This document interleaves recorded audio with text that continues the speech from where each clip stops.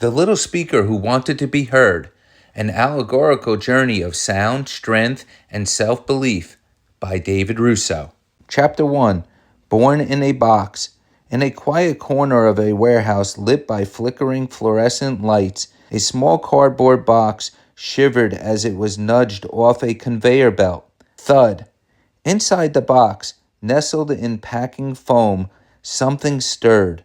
There was a faint hum, barely audible, almost like the beginning of a song. "Hello," came a tiny, buzzing voice. "Where am I?" The lid of the box popped open with a hiss of tape. Light flooded in. Inside sat a brand new speaker, not much taller than a coffee mug, round and shiny, with a black mesh grill and small blinking light at its base. "Wow," the little speaker whispered. "Is this the world?" A gruff voice echoed from the shelf above. "Welcome to the stack, rookie," said a massive, dust-covered speaker with a dented corner and deep, growling bass tones. "You're in the loading bay. Don't get used to the light.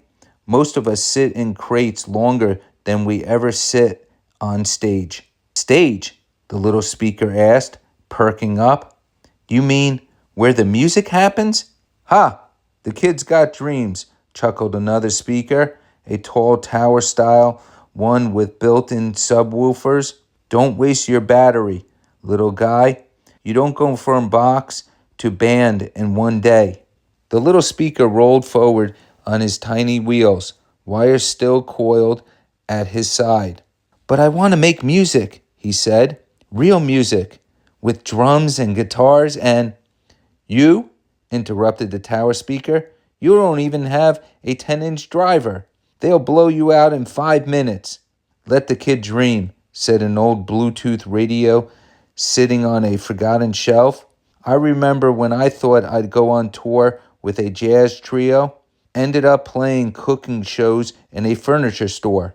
The warehouse echoed with laughter, distorted, crackling, half jealous, half sad. But the little speaker didn't laugh. His lights dimmed slightly, but he looked up at the rafters where sunlight broke through a cracked skylight. "One day," he whispered to himself, "I'll be on stage, and people will hear me." That night, as the loading bay doors rattled closed and the workers went home, the warehouse fell into silence, the kind of silence only broken by dreams. The little speaker stayed awake, blinking slowly in the dark, imagining a giant stage under the stars. He saw himself hooked up to a gleaming guitar, his sound cutting clean through the night air. The crowd would cheer, and the band would smile, and he'd finally feel what he was made for.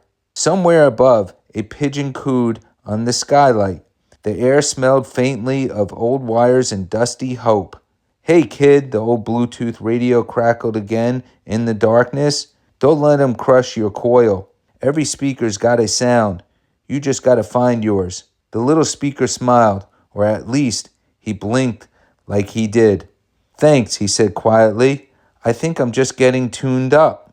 Chapter 2, Big Boys on the Big Stage. The little speaker buzzed with excitement as he sat in the back of a rattling delivery van. Stacked beside him were coiled cords, microphone stands, and polished steel cases marked Live Sound Crew.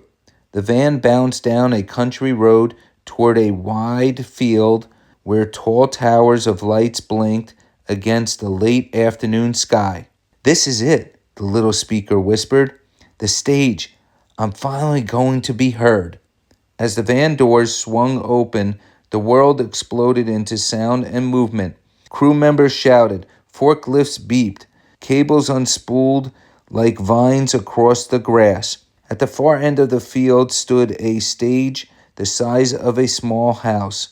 Banners flapped, drums echoed, guitars shrieked through sound checks, and towering at center stage were the big boys.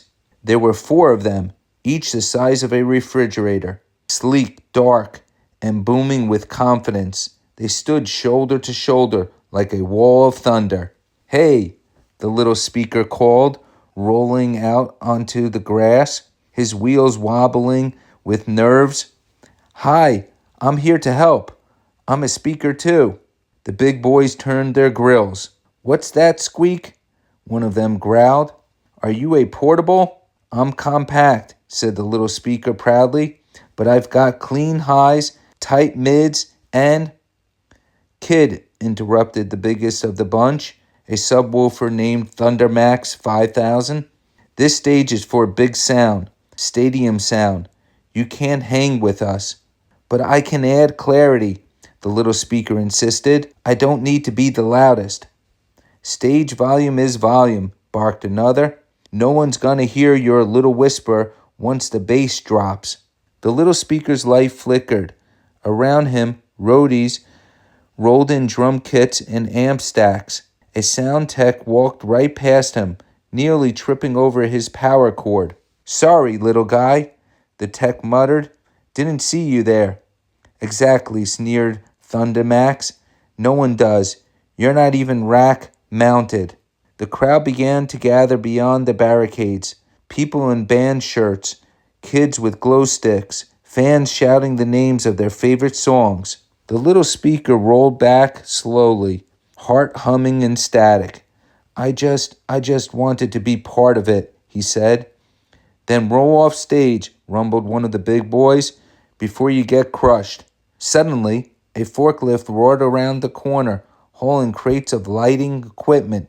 The little speaker tried to move, but one of his wheels snagged in a tangle of cords. "Watch out," someone yelled. "Too late." With a hard bump, the forklift's tire clipped him. The little speaker flew off the edge of the loading ramp, thump, and tumbled into a patch of grass behind the stage. His casing was scratched. One of his buttons jammed. A cable popped loose. But worse than any of that was the silence. For the first time, he wasn't sure if he would ever be heard. That night, the concert shook the skies. The big boys thundered through every chorus. The crowd screamed. Lights flashed. And behind the stage, hidden in the grass, the little speaker listened to it all. Small, alone, and forgotten. "Maybe they're right," he said to no one. "Maybe there's no place for speakers like me." But somewhere deep inside, beneath the hiss and hum of circuits, a quiet voice answered, "Not yet, but someday." Chapter 3. Falling off the truck. The next morning, the festival grounds were a mess of paper cups, lost shoes, and silent stages. Trucks and forklifts zipped around, loading crates and rolling cables back into storage. In the tall grass behind the stage, a faint light blinked. "Oof," groaned the little speaker. "System rebooting." His casing was dusty. One of his buttons was dented, and his antenna bent slightly to the side. But he was still here. "That could have been worse," he muttered, straightening himself upright. "Well, I guess I've officially played my first concert." He looked up at the now empty stage, sort of. Suddenly, a roadie's voice rang out from behind him. "Hey, what's this little guy doing here?" "Toss it in the spares bin," another called. "Probably busted." "No, wait," the little speaker tried to shout, but no one heard. He was scooped up and dropped unceremoniously into the back of a truck full of leftover gear. Broken mic stands, dead batteries, cracked cables, and forgotten boxes. The doors slammed shut. Darkness again. "Okay," he whispered to himself. "This is fine. I'll just wait. I'll fix myself up and find a new band. No big deal." The truck rumbled to life. It drove for miles. The hours rolled on, and so did the bumps. The little speaker nestled between a broken fog machine and a tangled mess of cords began to worry.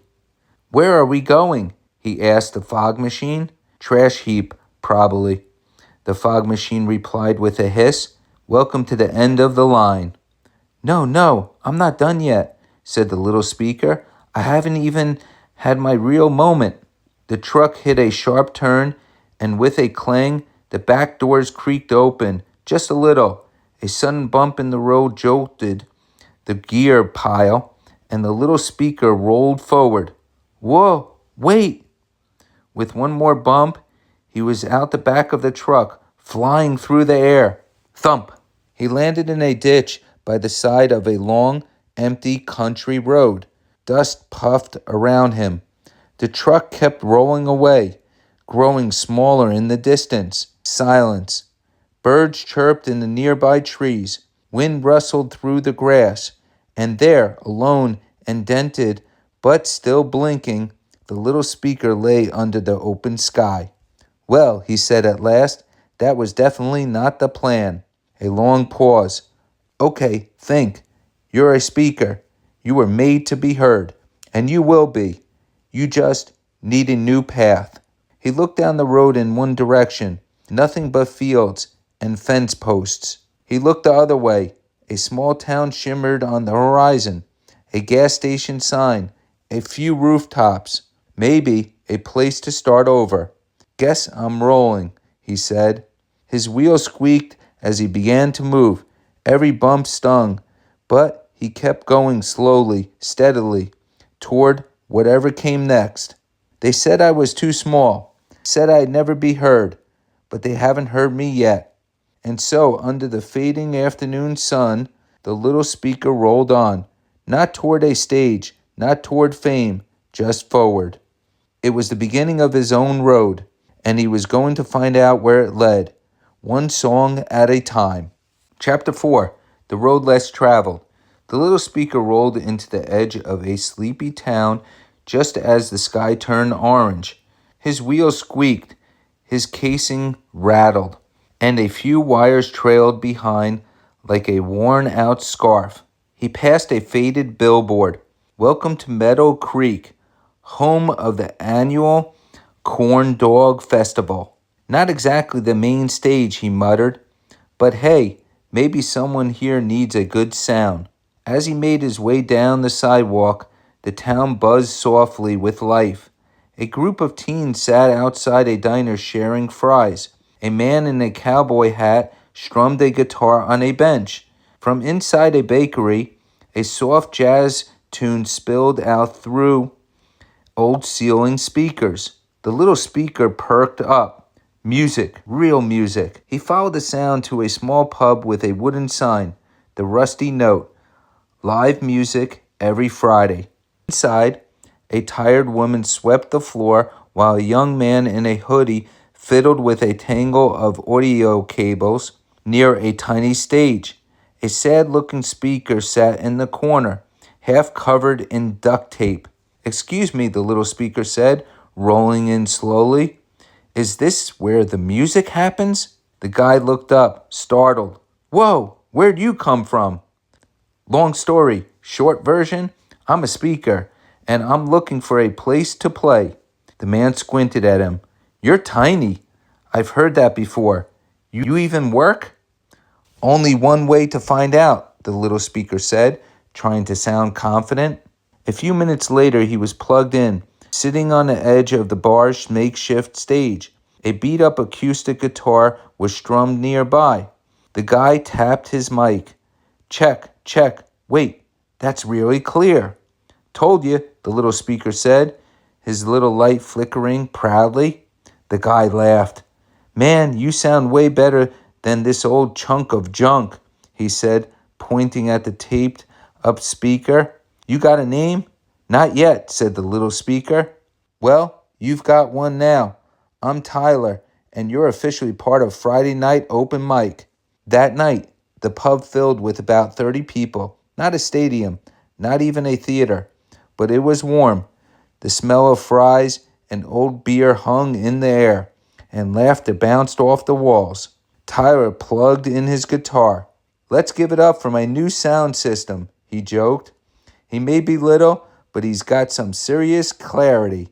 Everyone clapped politely. Then Tyler began to sing, a soft folk song about lost love and new beginnings.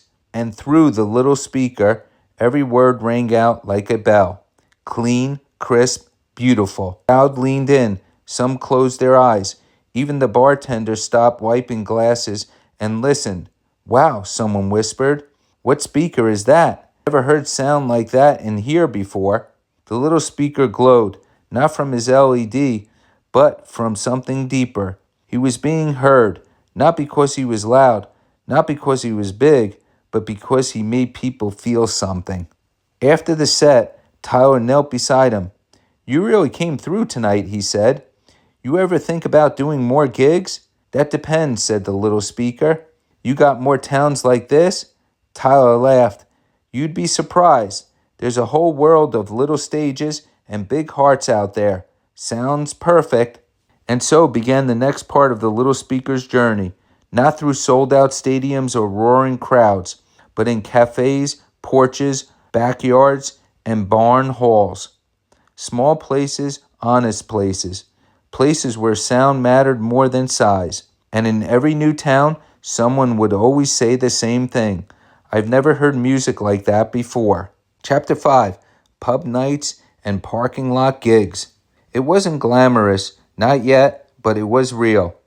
After his first Friday night show at the Rusty Note, the little speaker started picking up more gigs. Tyler, his new friend and guitar strumming road buddy, loaded him into the back of an old hatchback along with a few mic cables, a portable amp, and a notebook full of songs. They weren't playing stadiums, they were playing stories wherever people would listen. One night, they pulled into a gravel parking lot behind a gas station turned cafe in a town called Maple Hollow. A banner flapped above the door: "Live Music Thursdays. Local talent welcome." Inside, a chalkboard listed drink specials, and a crooked stage light blinked like it was trying to stay awake. "You sure they need us?" the little speaker asked, glancing around. "They don't," Tyler said, setting him down on the tiny stage. "But they'll want us." Tyler strummed the first few chords of a song. The little speaker pushed out the sound, not loud, not boastful, but clean. So clean that even the people seated way in the back stopped stirring their coffee. "Dang," said the barista, who'd heard more open mics than she could count. "What's the speaker made of?" "A little plastic, a little metal," the little speaker said proudly, "and a whole lot of heart." By the time the last song faded out, people were clapping, not just politely, enthusiastically. "That sound, man," said an older folk singer with a banjo. "It's like you're sitting in the middle of the music." "Yeah," someone else added. "It's not just loud, it's clear, like it means something." The little speaker beamed. He was finally being heard for what he did best. Soon the gigs started stacking up. A Sunday afternoon slot at a vineyard patio where the sound of his music floated over rows of grapevines. A local record shop that hosted in-store performances where vinyl collectors nodded approvingly at every clean note. A car show where he played in bed of a rusty pickup truck with a teen blues singer who couldn't believe people actually stopped to listen. He picked up stickers from local bands, tiny badges of honor. A folk duo put googly eyes on him after a show. Someone knitted him a mini scarf during winter. And though he still had scuffs and one sticky button, the little speaker didn't mind. He was getting used in the best way. One night after a rainy gig in the parking lot of an old bowling alley, the little speaker sat drying under an awning next to an enormous ancient speaker that hadn't worked in years. The older speaker gave a low creak. "Back in my day, if you weren't shaking the floorboards, you weren't doing your job." "Yeah," the little speaker replied. "Well, I like it when people lean in instead of cover their ears." The older speaker chuckled, a dusty, warm sound. "Heh, you've got spirit, little guy. Maybe the world's changing." "Maybe it is," the little speaker said, "or maybe it always needed more voices like mine." By the end of that month, word had gotten around. Musicians started asking for him by name. Small venues sent messages through Tyler's website. Can you bring the little speaker with the clean sound? And while he still hadn't played a major stage, something even better was happening. He was trusted, he was invited, he was heard. Chapter 6, The Echo of Envy. Far from the small town pubs and parking lot stages, deep inside a sleek, high-tech warehouse, the big boys were getting tuned up. Towering speakers lined the walls, massive subs, floor shakers, and festival-level powerhouses. They were being prepped for the upcoming Thunder Blast Tour, one of the loudest rock events in the country. Thundermax 5000 sat front and center, his cables gleaming and his voice box freshly calibrated. "Final check, team," he boomed. "We've got 10 cities, 50,000 fans per show, and zero room for error. No one's gonna outblast us," said a chunky subwoofer named Bass Brute. "We own the stage." "That's right," said Thundermax. "We shake the ground, rattle lungs, and blow out expectations. That's what real sound does." But just then, a small, wheeled assistant speaker rolled in with a blinking tablet on its screen. Sir," the assistant stuttered. "There's some buzz online. A review article, actually, about, a small speaker." "A what?" Thundermax turned slowly, his lights glowing red. "A little speaker," the assistant repeated, pulling up the article. "They're calling him the clearest sound on the circuit. Says he's been playing pubs, festivals, farmers markets." "Farmers markets?" Bass Brute laughed. What's next? Weddings and petting zoos?" "It's just noise," another speaker grunted. "Small time stuff." "Keep reading," the assistant said nervously. "Apparently, musicians are choosing him over larger systems on purpose." The warehouse went quiet. Even the reverb tester stopped humming. Thundermax's bass thumped once, a low, warning sound. "What's his name?" "He doesn't have a brand label. People just call him the little speaker."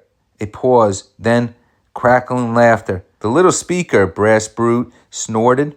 "What's he going to do? Read bedtime stories to the front row?" "Maybe they like him because he doesn't blow their ears off," said a voice quietly from the back, an older mid-range speaker who'd been pushed out of touring long ago.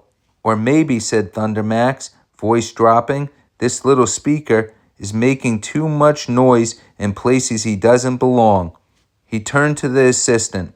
"Find out where he's playing next." Meanwhile, the little speaker and Tyler were setting up behind a cozy bookstore cafe called The Page Turned. The smell of espresso and old paper filled the air. "Sound check," Tyler asked, tightening his guitar strap. "Ready when you are," the little speaker chirped. He had a new sticker now, a pink one from a girl who sang with her ukulele 2 towns back. He wore it like a medal. The lights dimmed, and the music began. Outside, a sleek tour van rolled quietly to a stop at the corner of the street. Thundermax's logo glowed faintly through the tinted glass. Inside, he watched through a side window, his digital eyes zooming in on the stage. "That's him," he muttered. "That's the little buzz box everyone's talking about." From across the street, Thundermax could hear it. Not loud, not thundering, but clean, pure, every note wrapped in emotion, every word carried with honesty. And worst of all, the audience was listening. Not shouting, not headbanging, just listening. "Why do they like him?" Brass Brute grumbled, watching from the van. "He's not even loud enough to trip a circuit." "Because," Thundermax growled, "he's clear." A long silence hung in the van. "We're gonna need to fix that," Thundermax said, "before he becomes a real problem." Back inside the cafe, the little speaker hummed softly to himself after the last song ended. A small crowd surrounded Tyler, clapping and chatting. Someone handed the speaker a fresh cleaning cloth. "That was your best show yet," Tyler whispered. "Thanks," the little speaker replied. "Felt like the room was really hearing me." He had no idea he was being watched, no idea the big boys were starting to feel threatened, and no idea that soon he'd be tested like never before. Chapter 7. Storm at Sunset Festival. The Sunset Festival was the biggest event the little speaker had ever been invited to play, a sprawling outdoor celebration with multiple stages and thousands of excited faces. Tyler wheeled him carefully onto the main stage just as the sun dipped low behind the hills. "You ready for this?" Tyler asked, double-checking the connections. "This is the big leagues." The little speaker's light flickered nervously. He was smaller than most of the bulky speakers arranged around him. But tonight, he wasn't just another piece of gear. The opening band kicked off, their amps roaring through the crowd. Thundermax and his crew were on full blast, shaking the earth with their booming bass and rattling treble. The little speaker did his best to hold steady, pushing out clean, crisp sound amid the thunderous roar. Suddenly, a dark cloud rolled in, and the wind picked up. "Storm coming," shouted a stage manager over the chaos. Within minutes, rain started falling. At first, just a drizzle, then a pounding downpour. Musicians scrambled, trying to protect their instruments. Techs covered cables with plastic. The big boys, built for power but not weather, began to short circuit. Zzz, went Thundermax, flickering wildly. "No, no, not now," he roared. His booming voice dropped at a sputter. "I'm losing power," Bass Brute groaned as sparks flew. The crowd grew restless. "What's going on?" a fan yelled. "We can't hear the music." Tyler looked at the little speaker, soaked but still blinking bright. "You okay?" he shouted. "You can do this." "I'm ready," the little speaker said, voice steady.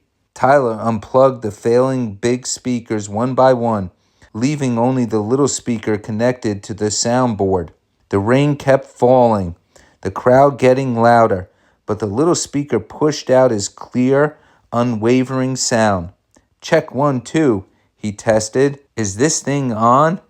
Tyler smiled, a little breathless. "We're on, and you're nailing it." The little speaker poured out every note, the strums, the drums, the vocals, clean and bright. The rain didn't stop the music, it carried it. The crowd, soaked but smiling, started to sing along. A little girl near the front shouted, "I can hear every word. This is amazing." A group of teenagers cheered, their faces lit up by the stage lights. Backstage, the big speaker sat silent, powerless. After the last song, the crowd erupted into applause. Tyler gave the little speaker a big pat. "You saved the night, buddy," he said. The little speaker blinked, glowing warmly. I guess being clear mattered more than being loud. From the edge of the stage, a familiar deep voice rumbled. "Impressive," said Thundermax, stepping forward, water dripping from his grill. "Maybe there's more to sound than just volume." The little speaker looked up. "I'm just glad to be heard." Chapter 8. A Voice in the Crowd. After the rain-soaked triumph at the Sunset Festival, the little speaker found himself the center of more than just applause. Word spread quickly about the tiny speaker who saved the show when the giants failed. Backstage, Tyler and the little speaker packed up their gear. "You were incredible out there," Tyler said, tightening a cable. "Everyone was talking about you." The little speaker's lights flickered with pride. "I still can't believe it," he admitted. "All those big speakers silent. And me, I just kept going." "You weren't just going," Tyler smiled. "You were being heard." That night, in the quiet of a nearby motel room, the little speaker powered down for the first time in days. He thought about the faces in the crowd, a little girl singing, the teens cheering, the old folk singer clapping with a smile. "It's not just about volume," he whispered. "It's about making a difference." Tyler sat beside him. "You've got something special," he said softly, "a voice people want to listen to." The little speaker blinked slowly. But what if I'm just a small voice in a huge world? Sometimes, Tyler said, the small voice is the one that carries the furthest. The next day, they arrived at a new town for a small charity concert. As Tyler set up, a young singer approached. "Hey, I heard about you," she said, the little speaker that saved the festival. "That's me," the little speaker said, trying not to sound too proud. "I'm Mia," she smiled. "I've been struggling to get my music heard. Do you think you could help?" "Of course," said the little speaker. As the night went on, they played together, Mia's soft voice floating through the little speaker's clear sound. The crowd leaned in, hanging on every note. Afterward, Mia looked at him and said, "You don't just make sound, you make connection." That night, as the stars filled the sky, the little speaker realized something important. "It's not just about being loud," he said softly. "It's about being heard by one person or 1,000. Tyler nodded. "Exactly, and you've got a long road ahead." The little speaker's lights blinked warmly. "Then let's keep rolling." Chapter 9, The Turning Point. The road was dusty and long as Tyler and the little speaker rolled into the town of Willow Creek, a place famous for its old-time music festival. The festival was small but respected, a place where musicians came not for fame, but for the love of the music. As they set up behind the stage, the little speaker watched the massive rigs nearby, towering, polished, intimidating. "They look like giants," he murmured. "Yeah," Tyler said, "but you've got something they don't." The little speaker's lights blinked uncertainly. "I hope so." Backstage, the festival organizer, a kindly older speaker named Echo Master, approached. "I hear you've been making waves," Echo Master said, voice smooth like velvet. "They tell me you're the little speaker with a big heart." "That's me," the little speaker said shyly. Echo Master smiled. "Let me tell you a secret," he said. "Being heard isn't just about how loud you are or how clear your voice sounds. It's about listening too." The little speaker tilted his grill. "Listening?" "Yes. True sound comes from understanding the people around you, the musicians, the audience, the space you fill." That night, the festival began. Big speakers blasted powerful sets, shaking the ground. But when the folk singer took the stage, her voice soft and delicate, it was the little speaker who was plugged in. Tyler connected him carefully. "This one's yours," he said. The little speaker focused, pushing out the singer's tender notes, feeling the way the wood-paneled hall wrapped around each sound. The audience leaned forward, spellbound. After the show, Echo Master came over. "You did well," he said. "But remember, sound isn't just about the speaker. It's about the space you create." "I'm still learning," the little speaker admitted. Echo Master nodded. "Good, because every stage, every crowd, every song is different. You have to adapt, listen, and grow." Over the next days, the little speaker worked closely with Echo Master, learning how to tune himself to different voices and places. He practiced quiet moments, letting the music breathe. One evening, Tyler asked, "Feeling ready for the big leagues?" The little speaker's light flickered thoughtfully. "I think I'm ready for something new. Not just to be heard, but to hear others too." The next morning, as the festival closed, the little speaker looked out at the crowd. He wasn't the loudest speaker here, far from it, but he knew now he was more than just a voice. He was part of the music, and that made all the difference. Chapter 10, The Big Stage Beckons. The morning sun glistened off the towering steel beams of the grand arena, the biggest venue the little speaker had ever seen. Rows upon rows of seats stretched into the sky, and gigantic speakers loomed like giants, their grills shining under the bright lights. Tyler parked the little speaker carefully among the other equipment in the loading bay. "Wow," the little speaker whispered. "This place is massive." "Yeah," Tyler grinned. "And tonight, you're the sound they'll be listening to." The little speaker's LED blinked nervously. Me? Really? Absolutely. You've earned it. All those small shows, the rain, the nights you kept going, this is your moment. Backstage, the bigger speakers gave the little speaker skeptical looks. Thundermax, towering and bold, sneered. So, this is the famous little speaker everyone's been buzzing about. Don't worry, Tyler said quietly. He's better than he looks. Thundermax snorted. Better than he looks? Let's see if he can handle the volume. As the show began, the arena filled with excited chatter and bright lights. Musicians tuned their instruments, and the little speaker's heart, if he had one, would have been pounding. Tyler plugged him in. Ready? Tyler asked. Ready, the little speaker replied, glowing softly. The first notes echoed through the arena, clear, precise, and full of warmth. The crowd's noise dimmed as the music carried perfectly to every corner. Midway through the set, a sudden glitch hit the massive main speaker. The sound stuttered, crackled, then went silent. Gasps rippled through the audience. Tyler glanced at the little speaker. Your time. With a flicker of confidence, the little speaker stepped in, amplifying the music flawlessly.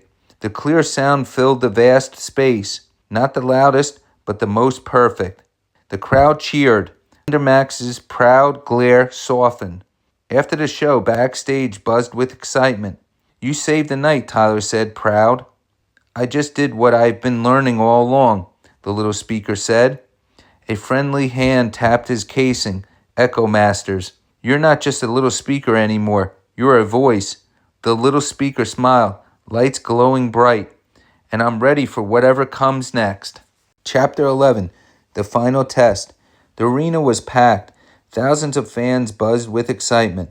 The air thick with anticipation. Tonight wasn't just any concert. It was the season finale of the biggest music tour in the country, and the little speaker had been invited as a special guest.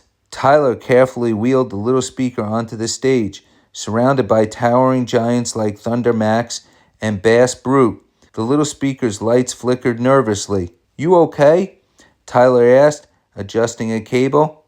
I'm ready, the little speaker replied, trying to steady his voice. Backstage, Thundermax approached, his grill gleaming. You've come a long way, he rumbled, but tonight the stakes are higher. Are you sure you're ready to handle this? I've handled more than I thought I could, the little speaker said. I'm ready. Thundermax nodded, a hint of respect in his tone. Good, because the show is about to start, and anything can happen. The opening acts played flawlessly. The crowd roared with excitement. Then it was time for the headline band. As the music began, disaster struck. A sudden power surge caused the main soundboard to glitch. Speakers crackled and buzzed, and then went silent. Panic rippled through the crew. Tyler looked at the little speaker. This is your moment, he said. With determination, the little speaker pushed his power to the max.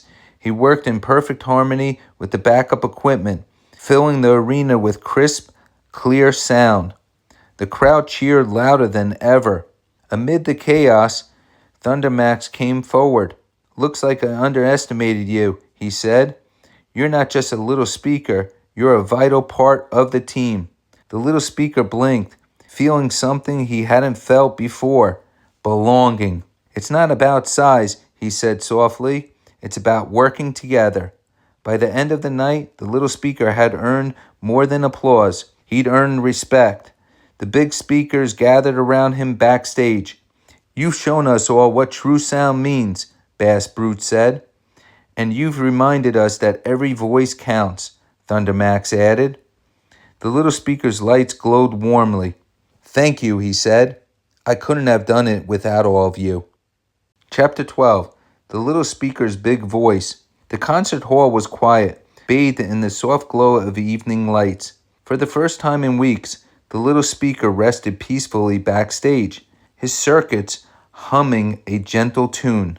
Tyler sat beside him, holding a cup of warm coffee. You did it, Tyler said softly, from a tiny speaker on a truck to the voice of thousands. The little speaker blinked slowly, a soft light pulsing in his grill.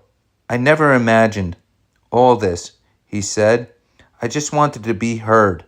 And now you're inspiring others to find their voice, Tyler smiled.